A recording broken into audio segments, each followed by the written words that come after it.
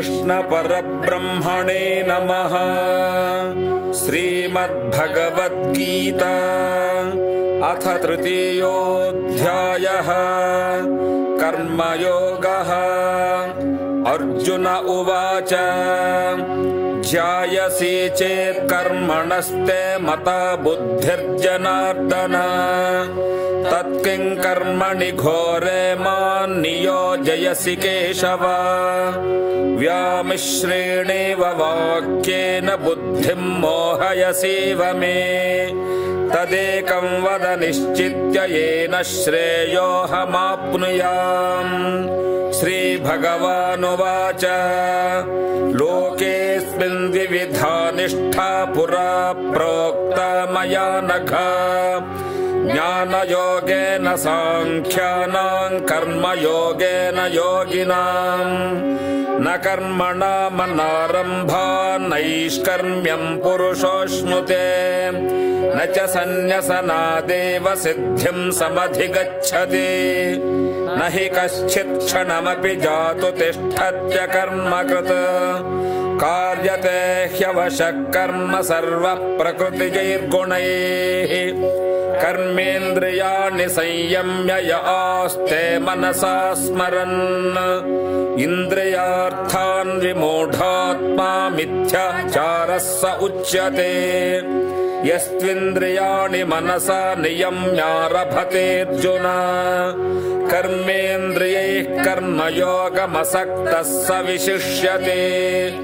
नियतं कुरु कर्मत्वं कर्म ज्यायो ह्यकर्मणः शरीरयात्रापि च ते न प्रसिद्ध्येद कर्मणः। यज्ञार्थात् कर्मणोऽन्यत्र लोकोऽयं कर्मबन्धनः तदर्थं कर्म कौन्तेय मुक्तसङ्गः समाचर। सह यज्ञाः प्रजा सृष्ट्वा पुरोवाच प्रजापतिः अनेन प्रसविष्यध्वमेषवोऽस्तिष्ठकामधुक्। देवान् भावयतानेन ते देवा भावयन्तु वः। परस्परं भावयन्तः श्रेयः परमवाप्स्यथ। इष्टान् भोगान् हि वो देवा दास्यन्ते यज्ञभाविताः। तैर्दत्तानप्रदायेभ्यो यो भुङ्क्ते स्तेन एव सः। यज्ञशिष्टाशनः सन्तो मुच्यन्ते सर्वकिल्बिषैः। भुञ्जते ते त्वघं पापा ये पचन्त्यात्मकारणात्। अन्नाद्भवन्ति भूतानि पर्जन्यादन्नसम्भवः। यज्ञाद्भवति पर्जन्यो यज्ञः कर्म समुद्भवः। कर्म ब्रह्मोद्भवं विद्धि ब्रह्माक्षरसमुद्भवम्। तस्मात् सर्वगतं ब्रह्म नित्यं यज्ञे प्रतिष्ठितम्। एवं प्रवर्तितं चक्रं नानुवर्तयते हयः। अघायुरिन्द्रियारामो मोघं पार्थ स जीवते। यस्त्वात्मरतिरेव स्यादात्मतृप्तश्च मानवः। आत्मन्येव च सन्तुष्टस्तस्य कार्यं न विद्यते। नैव तस्य कृतेनार्थो नाकृतेनेह कश्चन। न चास्य सर्वभूतेषु कश्चिदर्थव्यपाश्रयः। तस्मादसक्तः सततं कार्यं कर्म समाचर। असक्तो ह्याचरन् कर्म परमाप्नोति पूरुषः। कर्मणैव हि संसिद्धिमास्थिता जनकादयः। लोकसङ्ग्रहमेवापि सम्पश्यन् कर्तुमर्हसि। यद्यदाचरति श्रेष्ठस्तत्तदेवेतरो जनः। स यत्प्रमाणं कुरुते लोकस्तदनुवर्तते। न मे पार्थासि कर्तव्यं त्रिषु लोकेषु किञ्चन। नानवाप्तमवाप्तव्यं वर्त एव च कर्मणि। यदि ह्यहं न वर्तेयं जातु कर्मण्यतन्द्रितः।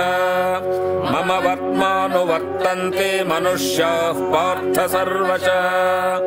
उत्सेदेयुः आयुर्मे लोका न कुर्यां कर्म चेदहम् शङ्करस्य च कर्ता स्यामुपहन्यामिमाः प्रजाः सक्ताः कर्मण्य विद्वांसो यथा कुर्वन्ति भारत कुर्याद्विद्वांस्तथा सक्तश्चिकीर्षुर्लोकसङ्ग्रहम् न बुद्धिभेदम् जनयेदज्ञानाम् कर्मसङ्गिनाम् जोषयेत् सर्वकर्माणि विद्वान् युक्तः समाचरन् प्रकृतेः क्रियमाणानि गुणैः कर्माणि सर्वशः अहङ्कार विमूढात्मा कर्ताहमिति मन्यते तत्त्ववित्तु महाबाहो गुणकर्म विभागयोः गुणागुणेषु वर्तन्त इति मत्वा न सज्जते प्रकृतेर्गुणसम्मूढाः सज्जन्ते गुणकर्मसु तान् कृत्स्वविदो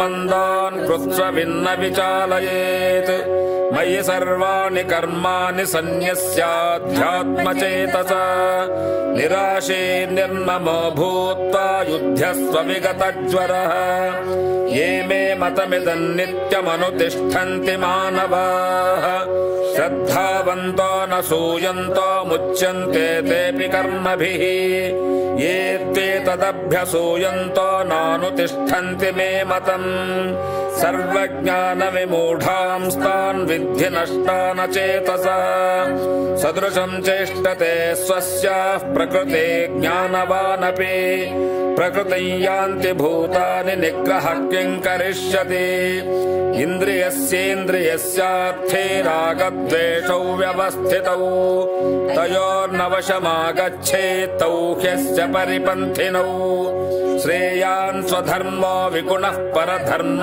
स्वनुष्ठितात् स्वधर्मे निधनं श्रेयः परधर्मो भयावहः अर्जुन उवाच अथ केन प्रयुक्तोऽयं पापं चरति पूरुषः अनिच्छन्नपि वार्ष्णेय बलादिव नियोजितः श्रीभगवानुवाच काम एष क्रोध एष रजो गुणसमुद्भवः महाशनो महापाप्मा विद्धेनमिकवैरिणम् धूमेनाव्रियते वह्निर्यथा दर्शो मलेन च यथोल्बेनावृतो गर्भस्तथा तेनेदमावृतम् आवृतं ज्ञानमेतेन ज्ञानिनो नित्यवैरिणा कामरूपेण कौन्तेय दुष्पूरेणानलेन च इन्द्रियाणि मनोबुद्धिरस्याधिष्ठानमुच्यते